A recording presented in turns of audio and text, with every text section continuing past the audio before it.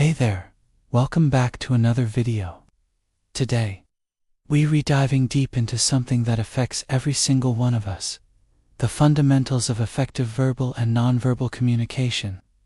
Whether you're giving a presentation, going on a job interview, or just trying to better connect with others, this video is going to be a game changer for you. You know, it's fascinating that only about 7% of our communication is actually through words. The rest, it's all about how we say it, and what our body is doing while we re-saying it. Pretty mind-blowing, right? Let's start with verbal communication. Your voice is like an instrument, and just like any instrument, it needs to be played right. First up is tone. Think about how different the phrase "that's great" can sound when you say it with enthusiasm versus sarcasm. Your pitch, pace, and volume all work together to create meaning beyond just the words themselves. Here's a pro tip: when you're speaking, try to vary your vocal patterns. Nobody wants to listen to a monotone robot, right? Practice speaking with different rhythms and emphasizing key words. It's like adding seasoning to your verbal communication. It makes everything more interesting and engaging. Now, let's talk about the elephant in the room: nonverbal communication. This is where the real magic happens. Your body language is constantly sending messages, whether you're aware of it or not. Think about your posture right now. Are you slouching, sitting up straight? Each position tells a different story. Eye contact is another crucial element. Too little makes you seem uninterested or untrustworthy, while too much can make others uncomfortable. The sweet spot: maintain eye contact for about 60 to 70% of the time during conversations. It shows you're engaged without being intense. Let's talk about gestures. Your hands can be powerful tools for communication, but they need to be used purposefully.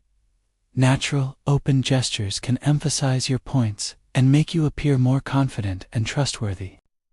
Just be careful not to go overboard. You're giving a presentation, not directing traffic.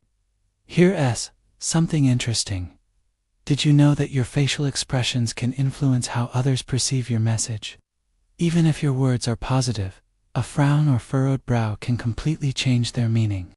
That's why it's important to maintain awareness of your facial expressions, especially in professional settings. Now, let's get into some practical tips for putting all this together.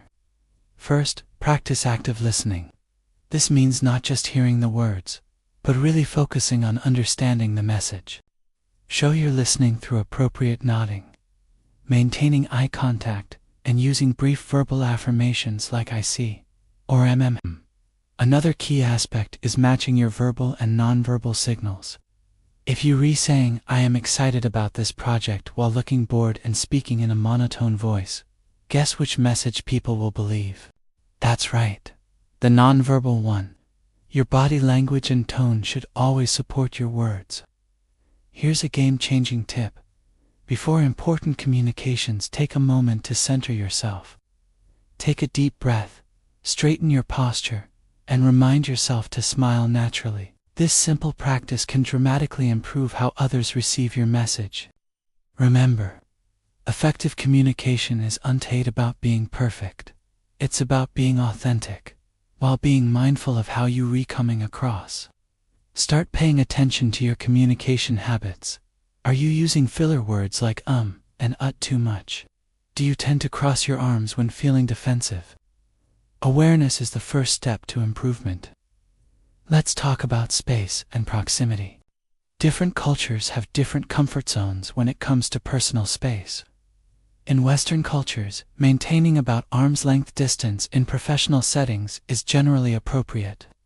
Pay attention to others' comfort levels and adjust accordingly.